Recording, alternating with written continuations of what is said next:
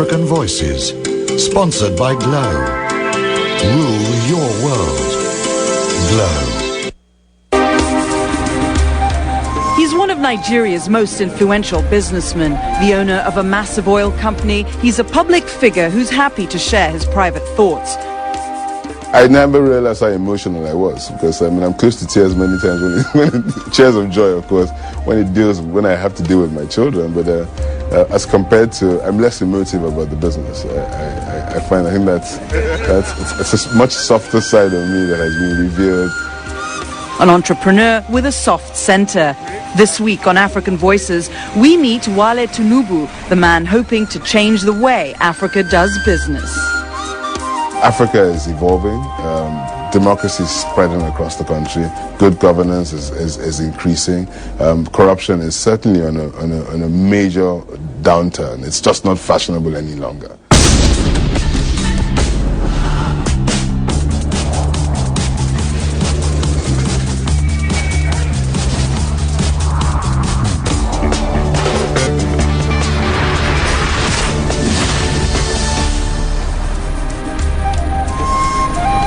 Above the Niger Delta region, oil and gas entrepreneur Wale Tinubu surveys the vast stretches of land and sea that hold untold and virtually untapped wealth.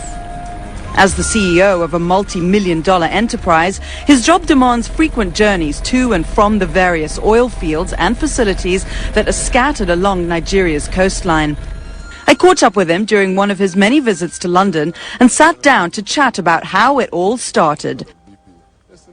You started out doing law, you got bored with that, and then with little or no money and operating from your family's garage, you built an amazing company. Walk me through what you think were the most crucial turning points from the garage to where you are today. My garage is actually very special in my heart. With the law, I wasn't actually bored with the law, but I just felt that they didn't really make much difference. I didn't feel I was making much of a difference to society. I looked around what area would keep me in contact with the rest of the world, because I was particularly concerned about being able to travel and have commercial interaction with the rest of the world. And I thought what was an active part of our economy, which would always be significant. And I picked the oil industry, and it was a question of looking for an opportunity. Where did that come?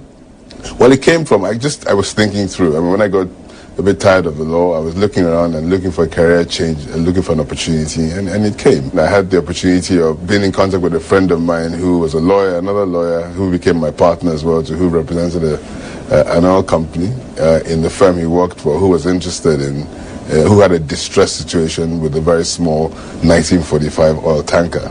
So we went out to Port Harcourt. Is that the Carolina? That's the Carolina, yeah. And the Carolina was 1945. She did 5 knots. Yeah. And if the tide against her was 6 knots, then she did negative speed. Yeah. Oh, so my effectively, gosh. she took twice as long, or sometimes 3 times as long to arrive at the average destination, but she was always reliable. So, but you see the Carolina, but you don't have the money to buy this boat.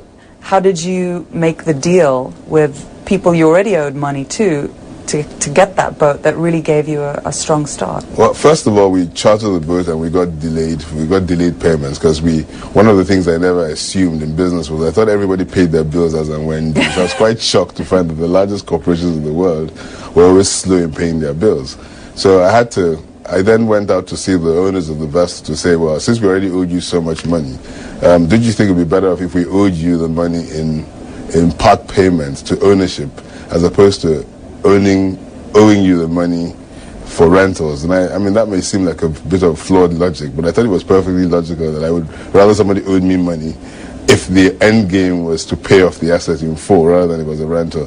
And they bought my audacious suggestion. How old were you at the time? I was, I think I was 25, 26, wow. Yeah.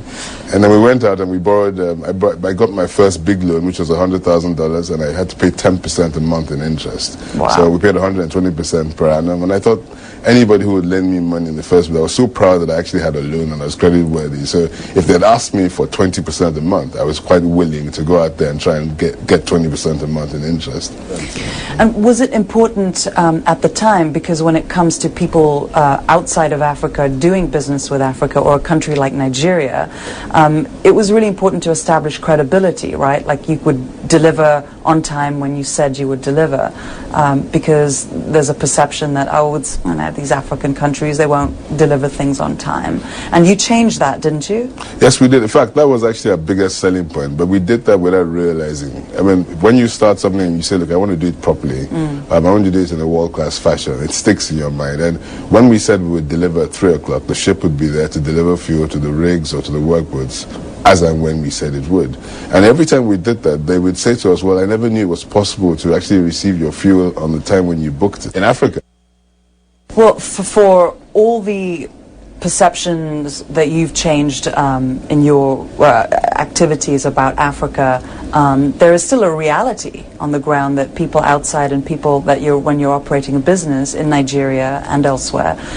But you've got to navigate government bureaucracy, you've got to navigate government interference in private sector operations. How did you do that with the Nigerian government? I think, first of all, let me say I was lucky enough to have started a private business with my colleagues at a point in time when the tide was changing. Because what happened in the year 2000, the government decided to privatize. And privatization to other countries, like, for example, England, was something about raising money for the government. And in Nigeria, it was entirely about efficiency. Well, more than efficiency, it was actually about survival, because you had a nation state that was growing by 5% in population. We were 140 million people.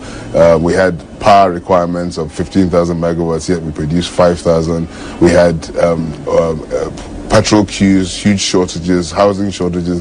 And the only way the government realized that they could do it was to sell the companies, the parastatals they had, to the private sector so that they could re-energize them. The company which we acquired was Esso's former downstream assets. We paid $16 million for a 30% stake. Right. The company's market cap was about $30 million. And we've been able to grow that business from a fuels retailer we moved from 200 odd petrol stations to 600. We built gas pipeline systems in Lagos and the east of Nigeria, pioneering gas pipeline systems. We've moved on to invest in rigs. So the group has a market cap in excess of $1 billion today, and we've been able to achieve this in literally about 15 years of operations from start. What was the biggest challenge you faced in the country? I think the biggest challenge was always finance. I mean, we've raising the capital to do business. I mean, the demands for infrastructure and products are so high in the country. For example, we build gas pipelines. We flare enough gas in Nigeria to power the whole of Africa, but yet we don't have gas pipelines feeding the 140 million people that exist in Nigeria. But we've got huge, massive LNG plants which export gas to the rest of the world on a daily basis. And bridging that gap was probably the biggest challenge which we faced.